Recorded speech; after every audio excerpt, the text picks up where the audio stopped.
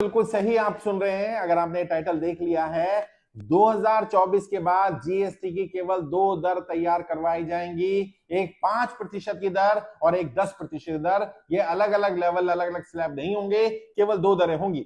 और कोशिश की जाएगी, जब ये जीएसटी लगाया गया था उससे पहले सर्विस टैक्स लगाया गया था, केवल दो सेवाओं पर सर्विस टैक्स हुआ करता था, और आज ऐसा कर दिया लगभग 90%, 95% सेवाओं पर जीएसटी लगा दिया गया। ऐसे इसको बार बार बढ़ाया जा रहा है, इसका दायरा बढ़ाया जा रहा है। आहिस्ता आहिस्ता इस दायरे को भी कम किया जाएगा।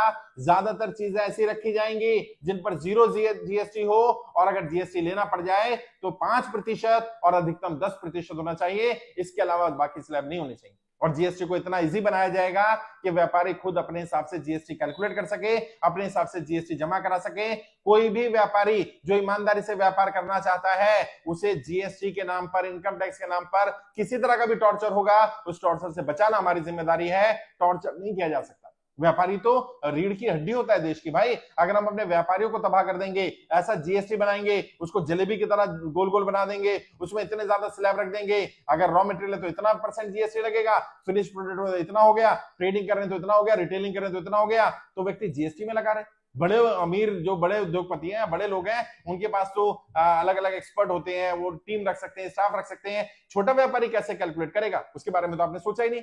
उसको इजी करना पड़ेगा, और इस तरह का काम ये सरकार की जिम्मेदारी होनी चाहिए कि व्यक्ति कितना जीएसटी जमा कराए, उसको जानकारी दे दी जाए, बजाय कि व्यक्ति से पूछा जाए। तो ऐसा सिस्टम बनाया जाए जिसमें व्यक्ति को पता चल जाए कि इस महीना आपने इतना बैंकिंग किया, इतना आपने बिजनेस किया, इतना व्यापार हुआ, तो इस व्यापार पर आपका इतना % जीएसटी हिसाब से बनेगा।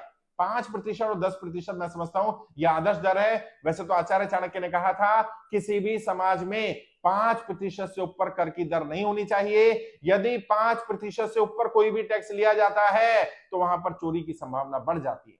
और 5% भी बहुत बड़ा टैक्स स्लैब है। मैं समझता हूं 2 से 5% बीच में होना चाहिए। और जितने भी लोग मुझे सुन रहे हैं व्यापारी, ईमानदारी से बताइए, मुझे मालूम है आप कितना व्हाइट कितना ब्लैक में कर रहे हैं, मैं उस पर नहीं जाना चाहता हूं, लेकिन ईमानदारी से बताइए, अगर 100 रुपए आपकी इनकम हो और उस पर 2% टैक्स लगाया जाए, यानी आपको बोला जाए 2 रुपए आप सरकार को दे दीजिए, या जीएसटी लगाना है 100 रुपए पर 2 रुपए का, तो क्या आप ईमानदारी से काम करेंगे, बेईमानी से काम करेंगे? क्या 2% दिया जा सकता है? अधिकतम 5% दिया जा सकता है। लेकिन जब जीएसटी लगाया जाए 28%, जब जीएसटी लगाया जाए 18%, तो फिर व्यक्ति का मार्जिन कितना पता है?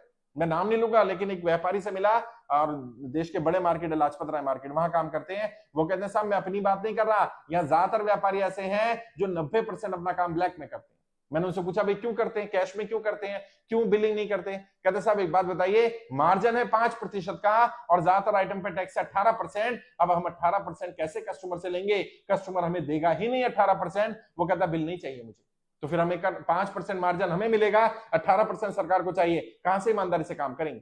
सरकारों को बात समझनी पड़ेगी। अगर आप चाहते हैं व्यापारी ईमानदारी से काम करे, व्यापारी चोर नहीं है, व्यापारी चोरी नहीं करना चाहता, व्यापारी गलत नहीं करना चाहता, लेकिन ऐसा माहौल बनाना पड़ेगा। अंग्रेज लूटते थे, समझ में आता है, वो विदेशी थे, वो भारत के व्यापार को तबाह करना चाहते थे, तभी तो उन्होंने टैक्स इतने ज्यादा बनाए थे और इतने ज्यादा स्लैब बनाए थे। लेकिन हम अपने इंडियन पर इस तरह का अत्याचार करें, अपने व्यापारी जो रीढ़ की हड्डी होते हैं उनके व्यापार को तबाह करने का काम करें, छोटे मझोले व्यापारी समाप्त हो जाए, ऐसा नहीं होना चाहिए।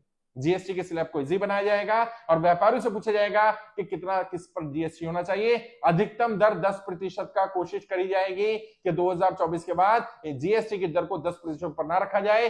कोशिश करी जाए ज्यादातर चीजों पर 0% हो, और कहीं देना पड़े तो 5% या फिर अधिकतम 10%, इसके ऊपर नहीं होना चाहिए। ज्यादातर को 5% दर पर लाया जाए, और आहिस्ता आहिस्ता अगले 20 वर्ष में तय किया जाए कि भारत में 2% से ज्यादा जीएसटी ना कलेक्ट किया जाए, ताकि व्यापारी ईमानदारी से व्यापार कर पाए। व्यापारी चोरी नहीं करना चाहता, व्यापारी गलत नहीं करना चाहता, लेकिन व्यापारी को हमें भागीदार मानना पड़ेगा। वो हमारी सरकार चलाने में मदद करता है। अगर व्यापारी हमारे लिए जीएसटी का कलेक्शन ना करे, व्यापारी हमारे लिए इनकम टैक्स ना दे, तो कैसे देश चलेगा भाई?